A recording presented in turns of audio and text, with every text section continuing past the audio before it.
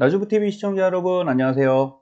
네, 지금 뭐 CPI 어제 발표하고 왔다 갔다 하고 있네요. 그래서 예, 어제 멤버십 회원분들께 제가 이런 안내를 드렸어요.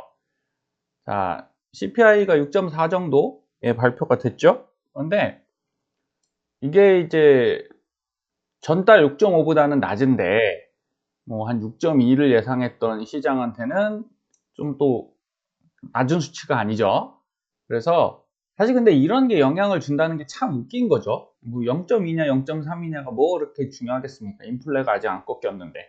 예, 그런 기대를 하는 건 제가 볼 땐 큰 의미 없고, 예, 뉴스에서만 의미가 있는 것 같아요. 할 말 없으니까.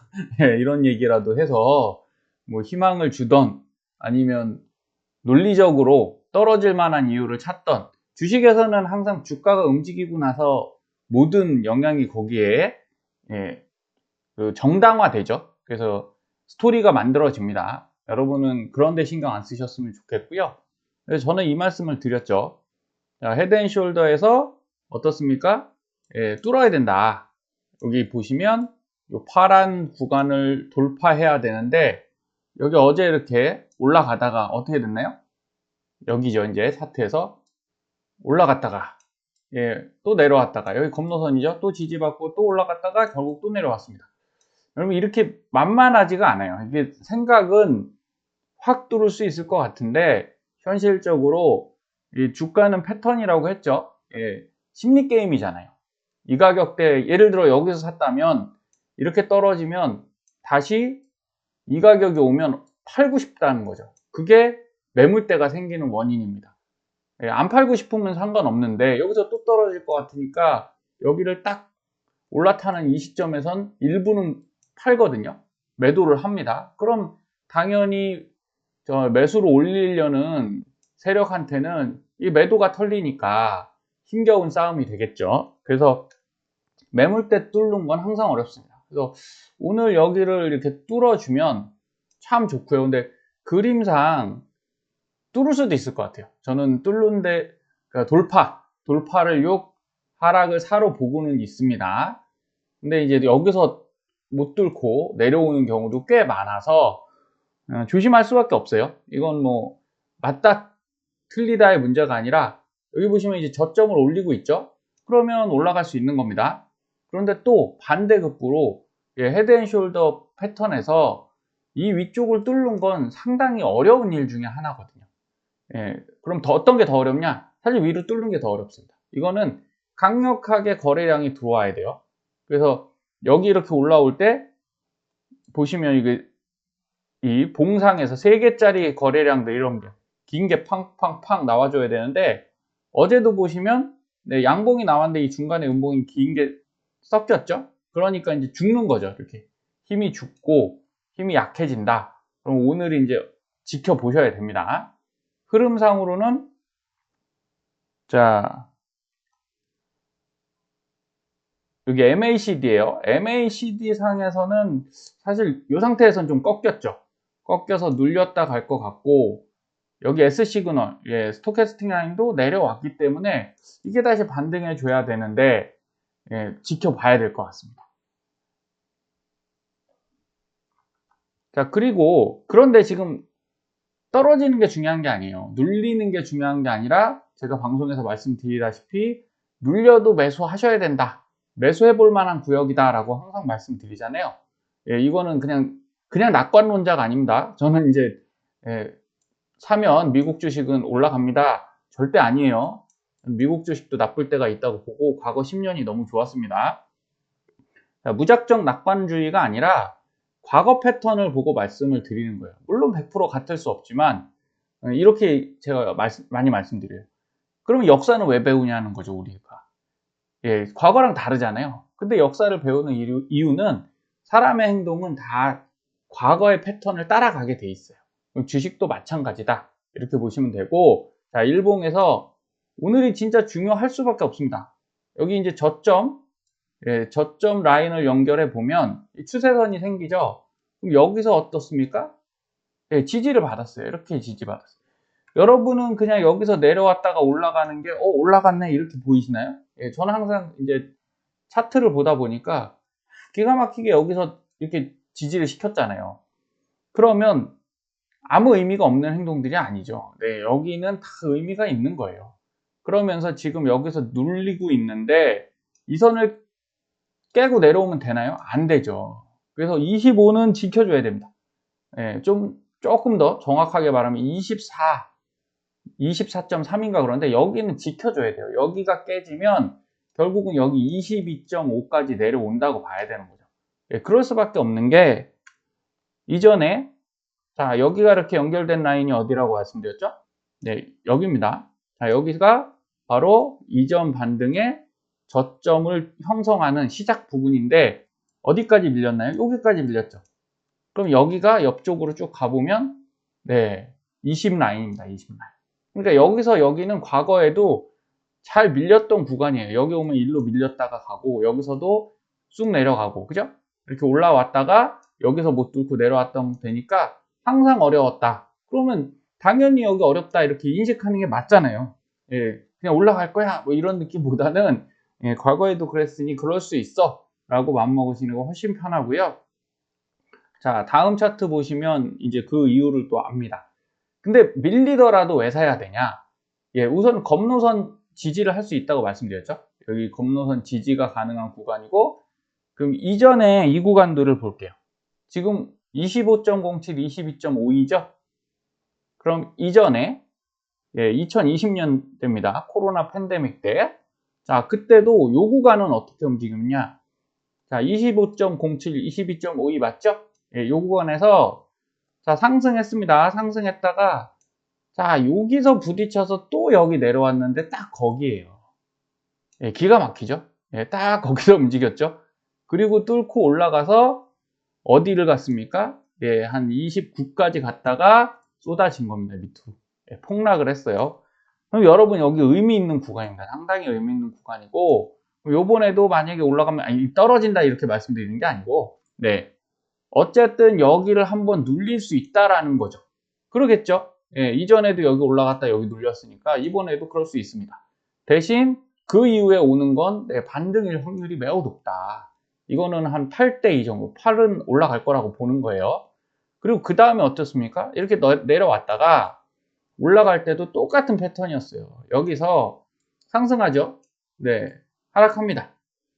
그런데 조금 더 내려갔죠? 예, 이거는 뭐 그동안 쭉 올라왔으니까 내려갈 수 있죠. 그럼 이 다음을 봐야겠죠? 다시 올라왔는데 여기서 또 부딪히죠? 자, 부딪힙니다, 여기서. 그래 놓고 또 떨어진 게 어디예요? 22.5. 여기에요. 그리고 여기서 지지받고 다시 올라가서 30, 29, 30 거의 비슷하죠?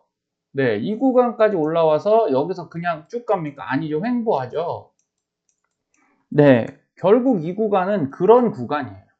예, 심리적으로 횡보가 많이 발생하고 예, 눌렸다가 올라가는 이런 구간이기 때문에 그럼 지금 어떻게 될 걸로 예상하냐? 예, 저는 뭐 크게 다르지 않을 것 같습니다. 예, 여기서 한 번은 어쩔 수 없이 예, 이렇게 갔으면 좋겠지만 가더라도 예, 다시 한번 밀렸다가 예, 그리고 나서 이 위로 31까지 예, 맥스 31까지는 한번 갔다가 다시 조정받는 이런 그림이 나올 확률이 예, 70% 이상이다 이렇게 보는 거죠. 그렇게 안 나오더라도 이 구간은 항상 그런 패턴이었다는 걸 여러분들이 명심하시면 좀 마음 편하게 대응하실 수 있지 않을까 생각을 합니다. 자, 가격표를 이렇게 드릴게요. 지금 달러 환율 많이 올라갔어요. 자, 강달러가 다시 시작되면 어쩔 수 없습니다. 이제 국내 주식 힘들어지고요. 그런데 그게 계속 갈 거냐, 올해 계속 갈 거냐, 그러지는 않을 것 같아요. 전망치가 제가 볼 때 저도 뷰가 있지만 다른 전문가들도 뷰가 있죠. 예, 그랬을 때 어쨌든 좀 2월은 힘들다. 예, 1월에 너무 올라왔으니까 예, 이 부분만큼은 하회했다가 눌렸다가 3, 4월에 다시 치고 올라가던가 아니면 횡보로 가던가 이 결정이 되겠죠. 그러면 지금 우리는 어떻게 해야 되는 시기입니까? 매도를 해야 되나요? 매수를 해야 되나요? 매수를 해야 되는 시기다. 이 말씀을 드리는 거예요. 한 번에 왕창 사셔야 됩니까? 아니죠. 예, 나눠서 사셔야 되는 겁니다. 예, 분할 매수 꾸준히 하시면 예, 올해 상반기 이때는 좀 괜찮은 기회가 한두 번씩 오지 않을까. 3월에 올 수도 있고 5월에 올 수도 있죠. 하지만 우리는 항상 준비하는 마음으로 모아 가시면 되겠습니다. 그래서 TQ, JPI, SCHP, SOXL, TCL, SQQQ까지 저는 SOXL을 좀 더 TQ보다 많이 모으시라는 얘기가 아니에요. SOXL의 변동폭이 상당하잖아요. 근데 이제 내려올 만큼 내려왔고 지난 시간에도 말씀드렸듯이 저점에서 거래량 많이 터져서 들어왔거든요. 매수세가 많이 들어왔어요. 그러니까 여기도 관심을 갖고 나눠 보시면 좋겠다. 꼭 한 개만 고집하실 이유는 없습니다. 이건 제 얘기가 아니라 누가 이런 얘기를 합니까? 월가의 대가들이 그런 말 많이 하시죠. 여기 피터 번스타인 굉장히 포트폴리오에는 한 포트 하시는 분입니다. 한 폴리오 하시는 분이고 주는 한 방향에 오래 머물지 않는다 이런 말씀을 하셨습니다. 그래서 이게 한 종목이 쭉 올라가는 게 계속 그렇게 가지 않는다는 거죠. 그래서 여러 가지 영역이 있고 섹터가 있기 때문에 지금의 상승세가 계속되리라 생각해서는 안 됩니다. 추가 쉬지 않고 방향을 바꾸며 흔들리듯 시장도 등락을 반복합니다. 지속적으로 투자를 이어가기 위해서는 이 흔들림을 견뎌내야 하는데 다양한 글로벌 자산에 분산 투자하세요. 그것이 시장과 자산의 등락을 이겨내는 가장 좋은 방법입니다. 그래서 저는 다양한 글로벌 자산에 분산 투자합니다. 지금 제가 하고 있는 여러분 샘플 계좌 보여드리는 요거는 그냥 요거도 포트폴리오 돼 있죠. TQ, SQ, 그 다음에 SOXL, SCHP, 채권이죠. 그 다음에 JPI, 배당주, 유다우까지 다 집어넣어 놨습니다. 수익을 더 내려면 뭐 TQ가 좋을 땐 TQ, SOXL 이래도 되지만 전 그렇게까지 더 많은 수익을 바라는 게 아니라 안정적으로 끌고 가고 싶은 거죠. 그런데 이게 제 포트의 전부냐? 아닙니다. 저는 한 7개 정도의 포트를 갖고 있는데 그 중에 다른 하나는 또 여기 연금저축, 여러분 연금저축 다 갖고 계시잖아요. 거기도 잘 관리하시면 수익이 납니다. 작년에 제가 연금저축을 이제 작년 것만 이렇게 뽑았어요. 계좌가 몇 년 된 게 있는 게 아니라 지금 저는 어찌저찌 하다 보니까 작년 계좌를 캡처해 놓은 게 있어서 지금 오늘 시점이죠. 오늘 시점인데 지금 1년 됐습니다. 요거 450 정도 운영된 딱 1년 된 계좌인데 자, 타이거 반도체 ETF 그죠? 그 다음에 미국 나스닥 바이오 나름 좋은 섹터들이잖아요. 그리고 코덱스 미국 S&P 500 배당 귀족 커버드 콜. 자, 배당주들도 이렇게 넣어 놓는다는 거예요. 같은 비율로 다 균등분배 해놨습니다. 그 다음에 에이스 아시아 탑 50 S&P 이게 최근에 한 12% 갔다가 좀 내려갔는데 어쨌든 이렇게 분산을 해 놓는 거잖아요. 얘는 아시아 그죠? 얘는 미국 나스닥 그 다음에 우리나라 반도체 2차전지 테마 ETF 14% 갔네요. 그 다음에 에이스 싱가포르 리츠도 들어가 있고 친환경 그린 테마 그 다음에 솔 한국형 글로벌 플랫폼 메타버스 액티브인데 얘는 국내 플랫폼도 들어있고 미국 플랫폼도 들어있어요. 그러면 최근 플랫폼 주식들이 어려웠는데도 불구하고 수익 났죠? 괜찮습니다. 그래서 이렇게 되는 거예요. 그 다음에 글로벌 멀티에셋 TIF 액티브는 여러 가지 자산, 채권 자산에도 들어가 있고 뭐 이렇게 돼 있어요. 그 다음에 미국 나스닥 100 커버드 콜은 QILD 있죠. QILD 배당의 거의 끝판왕이죠. 그 친구가 한국형으로 나와 있는 ETF입니다. 그래서 이렇게만 섞어 놓으셔도 여러분 하나의 포트폴리오가 완성되시는 거예요. 그래서 연금저축을 놀리지 마시고 이렇게 구성하셔서 활용을 하십시오. 그러시면 좋은 성과가 있을 거고 개인적으로 해서 국내 주식도 이렇게 딱 모아가고 있죠. 그래서 나노심 소재 최근에 폭등했죠. 많이 올랐습니다. 그 다음에 뭐 솔브레인 반도체, 효성 TNC 자 최근 주가 하락으로 내려갔지만 저는 이제 매도를 하니까요. 파도 타기를 하기 위해서 전 10% 넘으면 우선은 절반 매도합니다. 그래 놓고 다시 사요.